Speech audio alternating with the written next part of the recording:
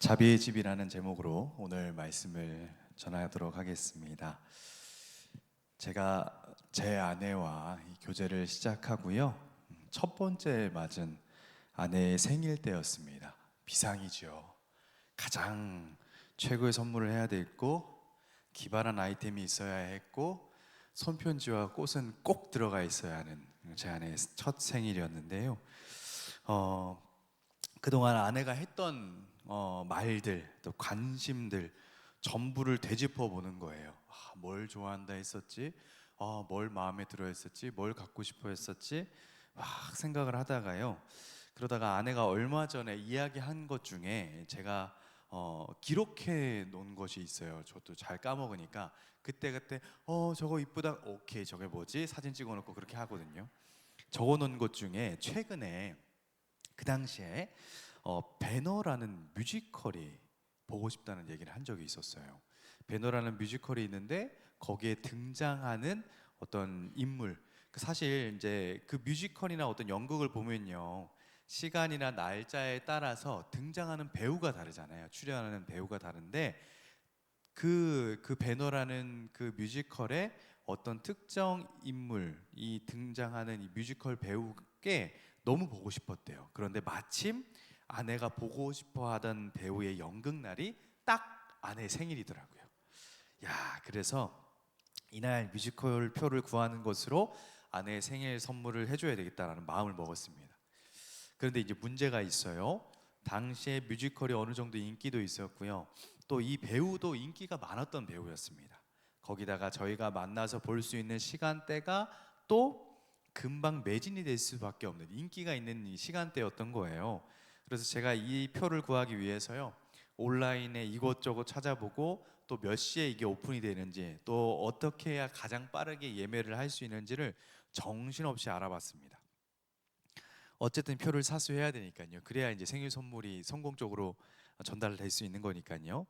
여담이지만 제 동생의 도움까지 구해가면서요, 표를 구하고 하려고 노력했었습니다. 결과는 어떻게 됐을까요? 어떻게 됐을까요? 제가 표를 구했을까요? 네, 표를 구했습니다. 그 덕에 이제 제가 지금 아내와 결혼할 수 있었던 거겠죠. 네, 사실 우리 주변에는요, 이런 일들이 정말 많지 않습니까? 인기 있는 가수의 콘서트나 어떤 무대, 또 공연이나 경기 같은 것만 봐도요, 이 표를 얻으려고 열심히 대기를 하고 있잖아요. 지금도 그렇지만 몇 년 전만 해도 트로트 가수, 이 특정 트로트 가수의 표를 구하고자 이 자녀들이 부모님께 효도하고자 이 표를 구하려고 길을 쓰고 길을 쓰다가 누구는 성공했네, 누구는 실패했네, 어떻게 표를 구했냐, 이런 말들 많이 하잖아요. 지금이야 인터넷이나 이 핸드폰으로 한다고 하지만요, 예전에는 이 매표소 시절에는 어떻게 합니까? 우리가 텐트까지 쳐가면서 며칠 전부터 줄을 서 있곤 하지 않았습니까? 또 인기 있는 뭐 그런 유명 배우나 가수들이나, 또 몰라요, 여기 앉아 계신 분들 중에서도 우리 오빠를 보기 위해서 며칠 전부터 줄을 서서 콘서트 표를 구하고 이렇게 이런 경험이 있는 분이 계실 수도 있습니다. 지금 여기 몇 분 웃고 계시고 끄덕끄덕 하고 계시긴 하는데, 네. 자, 또 그렇죠. 또 인기 있는 가전, 물품 이런 것들을 저렴하게 할인해서 한정 판매할 때, 선착순 판매라도 이제 하게 되면요, 아무리 대기를 하다가 그 시간에 빠르게 구매 버튼을 눌렀다고 해도 이미 다른 사람의 물건이 되기 일쑤이지 않습니까? 이렇게 한정된 상황 속에서요, 다수가 그 속에 해당되기 위해서 일어나는 일들, 그리고 그 긴장감, 또 그 선착순 속에 들어가지 못했을 때의 그 안타까움, 그래도 다음 기회는 반드시 내가 해당되지 않을까 하는 그런 희망을 버리지 못하는 상황 속에 어떤 한 사람을요, 오늘 우리가 읽은 본문에서 볼 수가 있습니다. 우리가 방금 읽었던 이 본문의 전장 마지막 절인 요한복음 4장 54절을 보면요, 이렇게 기록되어 있어요. 이것은 예수께서 유대에서 갈릴리로 오신 후에 행하신 두 번째 표적이니라. 아멘. 자, 이 두 번째 표적을 보이신 일 이후에 우리가 읽지 않았던 1절을 보면요, 예수님께서는 유대인의 명절이 되어서 예루살렘으로 올라가셨다라고 설명하고 있습니다. 그리고 9절에서는 그날이 안식일이라고 알려주고 있는데요. 자, 이 안식일에 예수님께서 표적을 보이셨다는 것 때문에 유대인들에게 박해를 받게 되는 계기가 됩니다. 16절을 우리가 읽지 않았지만 이렇게 표현하고 있어요. 그러므로 안식일에 이러한 일을 행하신다 하여 유대인들이 예수를 박해하게 된지라.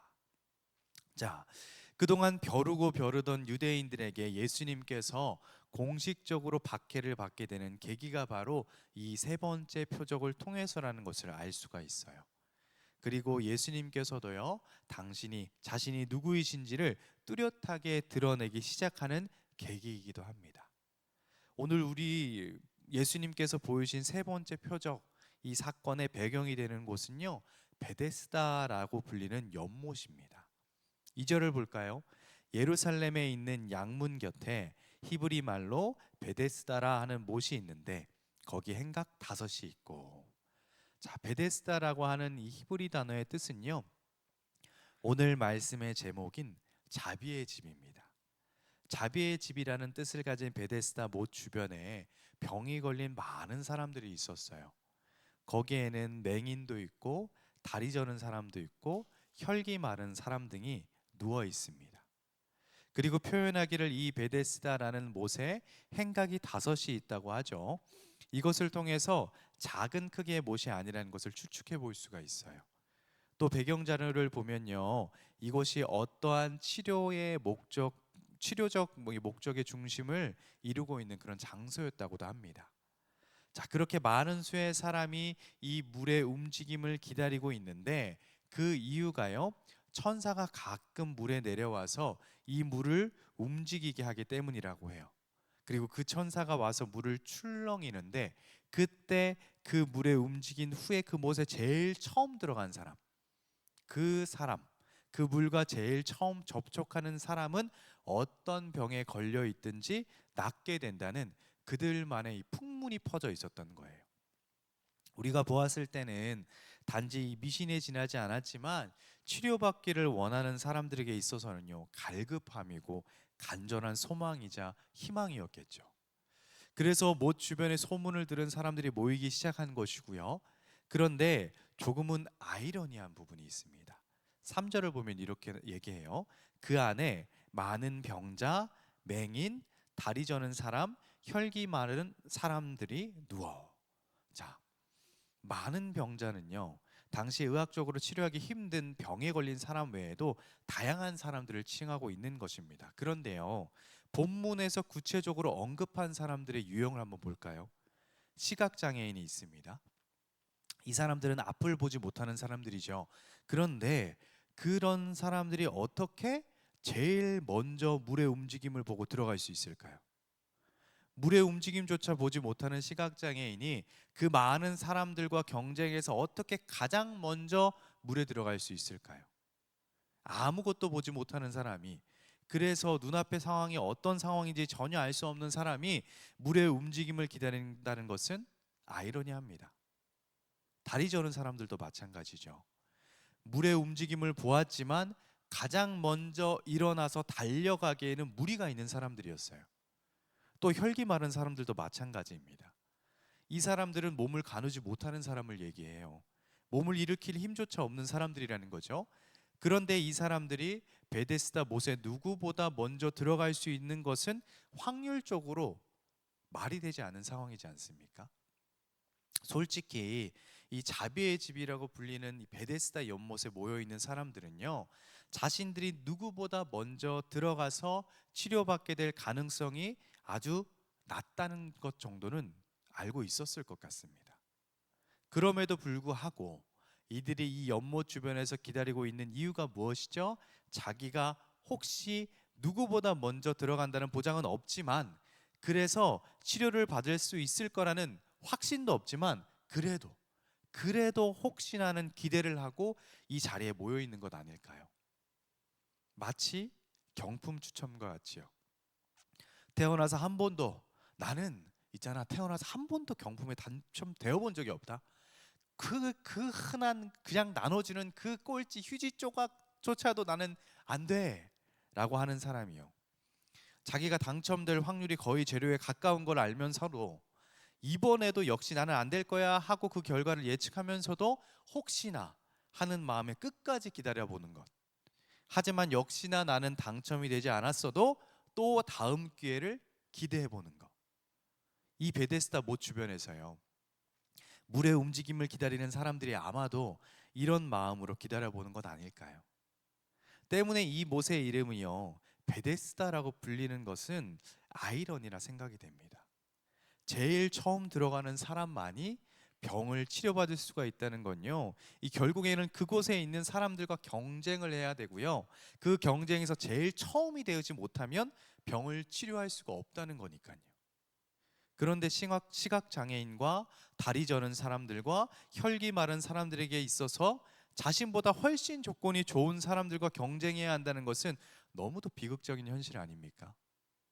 그럼에도 불구하고 그들은 그 작은 희망의 지푸라기라도 잡고 싶은 심정으로 이 베데스다라는 못에 모여 있는 것이겠죠. 베데스다는 이들에게 과연 어떤 자비가 있는 곳일까요? 이쯤 되면요, 오히려 반대로 이들에게 자비가 없는 곳이 베데스다 아닐까요? 자비가 있는 곳이 아니라 오히려 세상의 경쟁과 불합리합을 볼 수 있는 곳이 베데스다라고 하는 못이 되는 것이죠. 그리고 그곳에서 이 본문의 주요 인물인 38년 된 병자도 함께 있었습니다. 거기 38해 된 병자가 있더라. 이 사람이 이곳에서 38년 동안 있었는지 아니면 다른 곳에 있다가 이곳의 이야기를 듣고 왔는지는 알 수 없지만요, 예수님의 질문에 대답하는 내용을 보면 이 사람 또한 이 물이 제일 처음 들어가기에는 힘든 사람이라는 것을 알 수가 있어요. 6절에서요, 예수께서 그 누운 곳을 보시고 병이 벌써 오래된 줄 아시고 이르시되 내가 낫고자 하느냐 하시는 예수님의 말을 들은 병자는요, 7절에 이렇게 대답을 하죠. 주여, 물이 움직일 때에 나를 못에 넣어주는 사람이 없어 내가 가는 동안에 다른 사람이 먼저 내려가나이다. 보세요, 이 사람도 자신이 누구보다 먼저 물에 들어갈 수 없다는 것을 알고 있었습니다. 그럼에도 불구하고 이것을 떠날 수 없는 이유는요, 그가 38년이라는 이 긴 기간 동안 다른 어떤 방법으로도 그 병을 고칠 수 없는 상황이었다는 거예요. 결국 극도로 희박하지만 마지막으로 보이지 않는 그 자그마한 희망이라도 이곳에서 걸고 있는 거 아니겠습니까? 혹시나, 혹여나, 우연히 내가 처음으로 들어가게 되지는 않을까 하는 그런 마음이요. 하지만 누군가 자기를 들어서 넣어주기 전까지는 그런 일이 절대 없다는 것은, 그것쯤은 그도 알고 있었다는 거예요. 때문에 이 베데스다 못이 진짜 치유의 못인지 아닌지는 일단은 상관이 없습니다. 일단 자기에게는 도무지 처음으로 들어갈 수 있는 방법이 없었기 때문이죠. 이렇게 아무런 희망도 없는 이 허무한 곳에서 하염없이 기다리고 있는 이 사람에게 우리 주님이 찾아가셨습니다. 그의 병이 벌써 오래된 줄 아시고 찾아가셔서 이렇게 물어보시죠. 내가 낫고자 하느냐? 이 질문에 자신을 처지를 한탄하면서 아무런 소망이 없네요 라는 듯한 대답을 하고 있는 거예요. 하지만 여러분, 예수님께서요, 예수님께서는 병든 자의 희망이 되시는 분이십니다. 그의 말씀을 들으시고 그에게 진짜 자비, 진짜 긍휼을 베풀어 주세요. 8절입니다. 예수께서 이르시되 일어나 내 자리를 들고 걸어가라 하시니, 예수님의 선포와 함께 즉각적인 반응이 일어나죠. 9절에 어떻게 됩니까? 우리가 9절 말씀을 한 번 더 함께 읽어볼까요? 시작. 그 사람이 곧 나와서 자리를 들고 걸어가니라. 아멘. 여러분, 38년 된 병자이건 죽은 자이건 예수님께서 말씀하시는 것은 즉각적 응답이 될 줄 믿습니다. 오늘 우리가 말씀을 통해서요, 그렇다면 무엇을 눈여겨보아야 할까요? 베데스다 못가의 사람들과 이 38년 된 병자의 모습이에요. 이들의 모습을 통해서 우리의 모습도 한번 비춰보았으면 좋겠습니다. 아무런 가능성이 없다는 것을 알면서도 자그마한 소망을 품고 또 그것이 거짓인 줄 알면서도 많은 사람이 그곳에서 물이 움직이기를 기다리고 있었죠. 그리고 어느덧 그 희망은 그들에게는요 믿음이 되기 시작했고요. 믿음은 신앙이 되어 버렸다는 것을 우리가 볼 수가 있어요. 베데스다는 어느덧 그들의 우상이 되어 버린 것입니다. 의미 없는 희망인 줄 알면서도 하염없이 기다리는 그들의 모습. 자비의 집이라는 이곳은요, 이들에게 자비를 보여주기보다는 세상 경쟁 속에서 1등하지 못하면 결코 얻어낼 수 없다는 절망을 보여주고 있습니다. 그런 상황 속에서도요, 이들의 눈은 어디로 향하고 있습니까? 여전히 베데스다 못의 물을 향하고 있죠. 그런 그들 중에 38년 된 병자를 알아보시고 예수님께서 찾아가셨습니다. 그리고 그에게 내가 낫고자 하느냐고 물어보실 때 그가 한 대답이요, 과연 어울리는 대답이었을까요? 여러분, 그는요 눈앞에 계시는 그분이 자신의 병을 깨끗이 고쳐주실 예수 그리스도라는 것을 알아보지 못했어요. 그리고 예수님의 질문에 지금 내 형편을 알고도 그런 소리가 나오십니까? 라는 식의 하소연과 불편 섞인 대답을 하고 있는 것을 볼 수가 있죠. 어쩌면요 그는 베데스다라는 거짓 미신의 눈이 먼 것일지도 모릅니다. 내 눈앞에 예수 그리스도를 바르게 보지 못하고요, 그분의 참 음성을 듣지 못했습니다. 내가 낫고자 하느냐라고 물어보았잖아요. 자기 앞에 예수 그리스도가 있음에도 불구하고 그의 눈은 여전히 베데스다를 향하고 있었으니까요. 우리도 이 사람과 같지 않은지를 돌아보길 원합니다. 혹여나 우리 인생 가운데 내가 주님을 믿는다, 내가 주님을 바라보고 살아간다 라고 하면서도 내가 예배를 드린다고 매주 이 자리에 나와 수요 예배든 주일 예배든 금요 기도회든 나와서도 실제로 주님 앞에 나아가는 나의 영적인 상태는 과연 베데스다라고 하는 목가에 있는 병자처럼 희망도 없고 위로도 되지 않는데 더 이상 의지할 곳도 없고 갈 곳도 없다는 생각으로 우리가 그것이 거짓인 줄 알면서도 하염없이 바라보고 있는 것. 내 인생 가운데 주님을 마주하면서도 여전히 눈을 돌려 다른 곳을 보고 있는 그런 베데스다가 혹시 나에게는 있지 않은가 돌아보자는 것이죠. 어떻습니까? 주님을 눈앞에 마주하면서도 여전히 나의 마음과 시선과 가치관은 다른 곳에 있지는 않습니까? 또 베데스다 목가에 있는 병자들처럼요, 우리의 영적인 상태가 회복될 기미는 전혀 없고 하나님께서 나를 회복시켜 주실 것이다 라는 기대감도 없이 그저 형식적 예배를 드리는 것으로 내 마음이 무뎌져 있지는 않은가. 우리가요 주님만을 소망하면 주님께서 나를 치료해 주신다라는 믿음이 없으면서도 그래도 교회는 떠나지 못하는 상태로 베데스다라는 목가에서 그저 가짜 소망만 받기를 기대하고 있는, 그렇게 오랫동안 영적으로 병들어 있던 자가 바로 내가 아닌지를 돌아보자는 거예요. 오랜 기간 내가 주님 앞에 나온다 하면서도, 오랜 기간 내가 신앙생활 한다고 하면서도 혹여나 나의 상태는 베데스다 목가에 있는 그들과 다를 바 없진 않은가 돌아보자는 겁니다. 내가 과연 낫고자 하느냐? 라고 하시는 주님의 질문에 네, 주님이시라면 나를 치료해 주실 수 있습니다 라는 확신을 가지고 계십니까? 주님 진짜 믿고 주님을 진짜 믿고 있는지, 또 진리 되신 주님이 나의 주님 되신다는 그 마음을 품고 사는지, 그리고 영적으로 건강한 상태인지 우리는 돌아보아야 한다는 거예요. 우리가 주님 앞에 나오면서도 진짜를 보지 못하고요, 여전히 풍문에 의해서 언젠가 혹시나 또 어쩌면 그래도 하는 마음으로 거짓된 믿음의 그 생활을 하고 있지 않습니까? 하지만 여러분, 이렇게 소망도 없고 자비도 없는 그 베데스다 연못에서 긍휼이 풍성하시며 또 은혜와 자비가 풍성하신 예수 그리스도께서 그에게 말씀하셨습니다. 일어나 내 자리를 들고 걸어가라.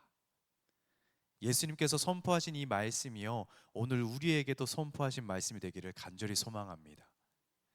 예수님께서 38년은 아무런 제약 조건이 되지 않았죠.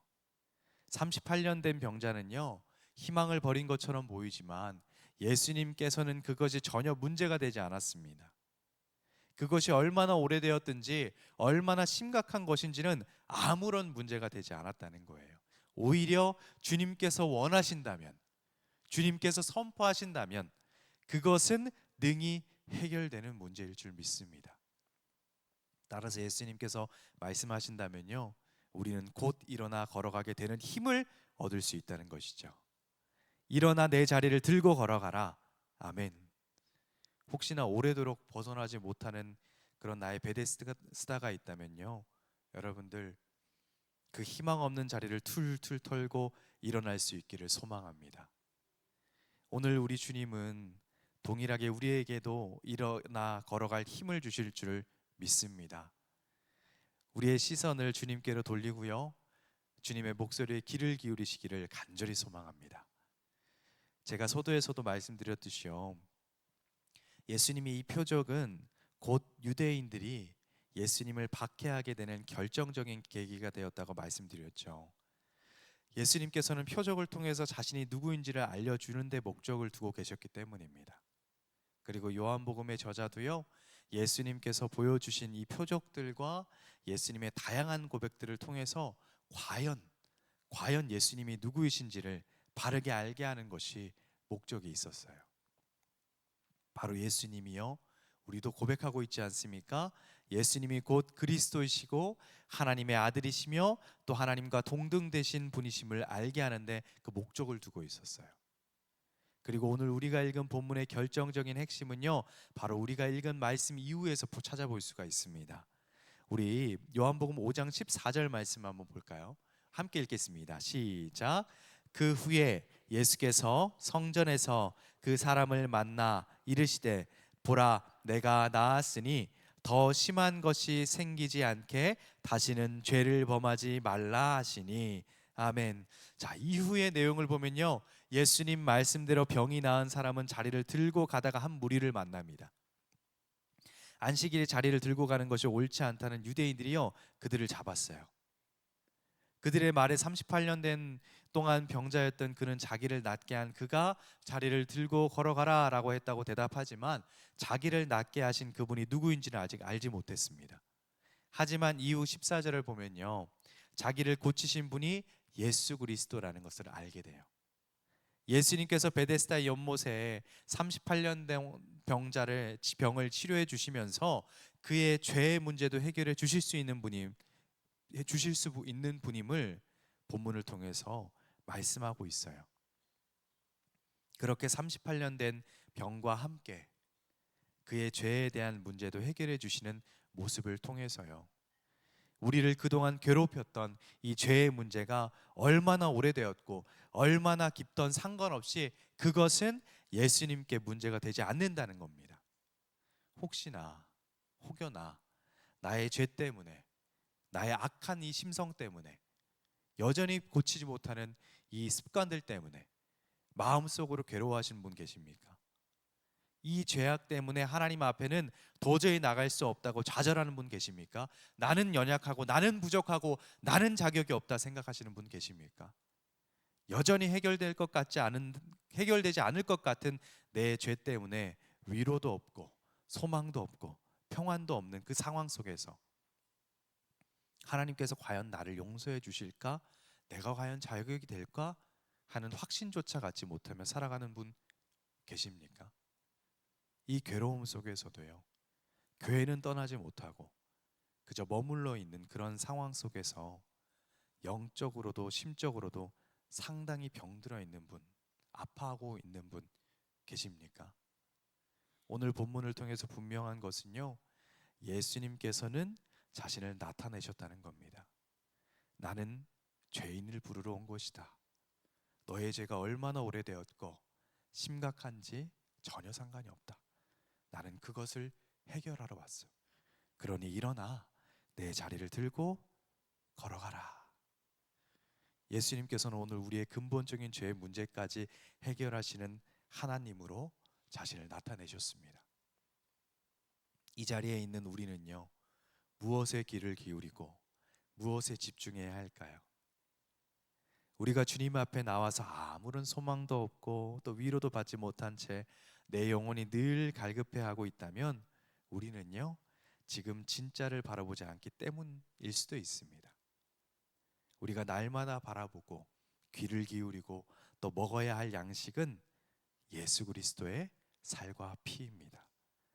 예수님의 보혈과 복음 외에 다른 것으로 위로를 받고자 한다면 우리는요, 희망 없는 그 베데스다 못에서 그저 하염없이 바라보면서 눈앞에 예수님을 보고도 알아보지 못하는 그런 사람들과 같을 수밖에 없을 거예요.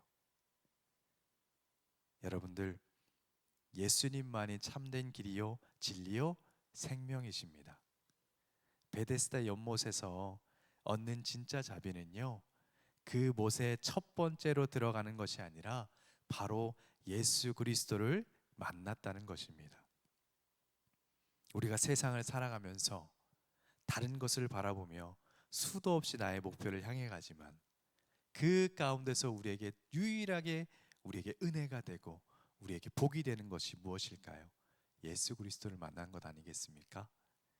물이 움직인 후에 1등으로 들어가고자 하는 경쟁의 상태가 아니라 어떤 병에 걸렸든지 가장 오래된 병이라도 능히 구원하시는 예수 그리스도를 만났을 때 그것이 바로 베데스다 못의 뜻과 같은 자비의 집, 은혜의 집, 긍휼의 집이 되는 것입니다. 부디어 예수 그리스도를 바르게 마주할 수 있는 그런 저와 우리 모두가 되기를 간절히 소망합니다. 베데스다 연못에 사는 연못 자체는요, 자비의 집이 아닙니다. 진짜 긍휼이신 예수 그리스도를 만나고 그분으로 인하여 회복의 은혜를 누릴 때 그곳이 바로 자비의 집입니다. 혹시 나의 38년 된 질병은 무엇이 있을까요?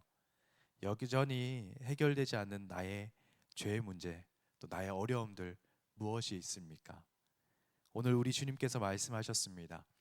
그리스도 예수 안에서 온전케 될 것이다. 내가 낫고자 하느냐? 일어나 내 자리를 들고 걸어가라. 바라기는요, 주님의 말씀이 곧 우리의 회복이 되고 나의 아픔과 슬픔과 죄의 문제가 해결될 것이라는 믿음으로 오직 주님만 바라보고 살아가는 그런 저와 우리 모두가 되기를 간절히 소망합니다. 기도하겠습니다. 사랑의 하나님, 주님의 은혜와 사랑을 감사드립니다. 우리가 주님의 집에 나와 주님을 바라보며 주님의 말씀을 들으며 주님과 마주하며 살아간다고 하지만 혹여나 주님을 앞에 두고 나의 시선은, 나의 마음은 여전히 다른 것에 두고 있지 않은지를 돌아보길 소망합니다. 아버지, 혹시 나의 오랜 병, 그것이 죄의 문제이든 악한 습관이든 혹여나 또 나의 아픔이든 슬픔이든 아버지, 그 모든 것은 오직 하나님만이 해결해 주시고 예수님만이 해결해 주신다는 것을 우리 마음 가운데 깊이 믿을 수 있도록 주님 은혜를 허락하여 주시옵소서. 오직 주님만을 바라고 오직 주님의 뜻만을 구할 수 있는 나의 삶이 될 수 있도록 허락하여 주시옵소서. 우리가 힘들고 어려울지라도 주님께서 나에게 말씀하시고 나에게 응답하시고 나를 만나 주시는 그 은혜를 아버지 날마다 바라보며 살아갈 수 있도록 하나님 우리의 마음이 더욱더 강하고 담대하게 지켜주시옵소서. 주께서 심지가 견고한 자를 평강하고 평강하도록 지키시리니 그가 주를 신뢰함이니이다 라고 하셨던 것처럼 주님, 우리 마음이 더욱더 주님만을 바라고 주님만을 신뢰할 수 있는 신앙이 될 수 있도록 허락하여 주시옵소서. 그렇게 주님을 만나고 주님께서 일어나 걸어가라 라고 하셨을 때 나도 지금의 나의 어려움을, 지금의 나의 문제를 툴툴 털고 일어날 수 있도록, 변화될 수 있도록 은혜를 더하여 주시옵소서. 감사드립니다. 모든 것 우리 주 예수 그리스도 이름으로 기도드리옵나이다. 아멘.